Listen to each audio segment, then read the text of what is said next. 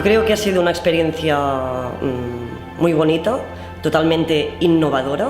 Ellos darse cuenta que girando la cabeza a un lado y al otro les rodeaba un mundo de colores y diferente. Yo creo que es una sensación preciosa y lo están viviendo muy positivamente.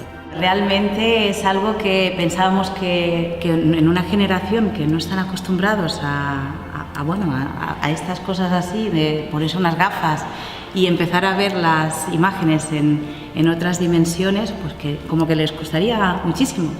Pero te sorprendes de lo que les gusta, las caras de emoción, como luego te cuentan que han estado paseando en un sitio que no habían estado nunca o que han estado otra vez en la casa donde nacieron. Cosas de su vida, de su casa, de sus familiares, la relación con la imagen que está viendo la persona. Les recuerda esos momentos que quizá de otra manera no lo estarían viviendo. Están compartiendo algo que en ese momento fue importante para ellos y quieren compartirlo con la persona que más quieren, que es su familia. Es una relación también muy bonita, es una experiencia que merece muchísimo la pena. Cómo lo disfruta el padre, cómo lo vive, cómo lo expresa, el después cómo está, es que realmente es que se tiene que ver y se tiene que vivir.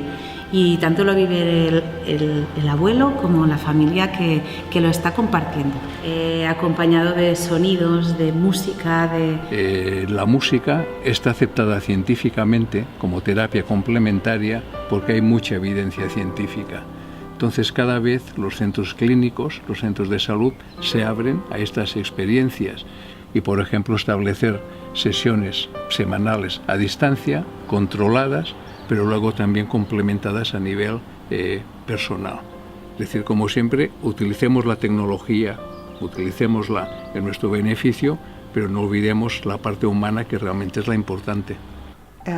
El elemento humano es imprescindible, ya es imprescindible para considerarse musicoterapia, o sea, el tema interacción humana es muy, muy, muy importante. Por lo tanto, espero que la tecnología nunca sustituya lo que es el factor humano de interacción, que es parte de cualquier acompañamiento terapéutico. Yo también añadiría que es interesante el hecho de que a través de esta realidad virtual, pues se estimulan sensorialmente varios sentidos, lo cual también es una novedad. Este proyecto Evoca es realmente innovador porque incorpora no solamente una parte de sonido, sino incorpora muchísimos estímulos que hacen trabajar al cerebro, no solamente visuales también, de hacer una inmersión en un entorno totalmente familiar, sino además auditivos, además olfativos e incluso con el tacto. Esto que supone para el cerebro muchísimas entradas de información. Ahí intenta conectar muchas redes, no solamente la sonora, sino que la sonora conecte con la visual. En la imagen se veía una cascada y después cuando la señora bajaba la cabeza se veían unas flores. Entonces nosotros le pusimos delante de la nariz un olor de romero. En el momento de oler dijo, uy, pero huele a romero y estas flores no son romero. Y fue como la imagen le llevó a sentir otras cosas.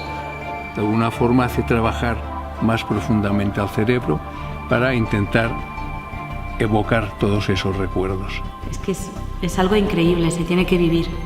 Todas las personas mayores que empiezan a tener alguna pérdida de memoria, deberían vivirlo todas.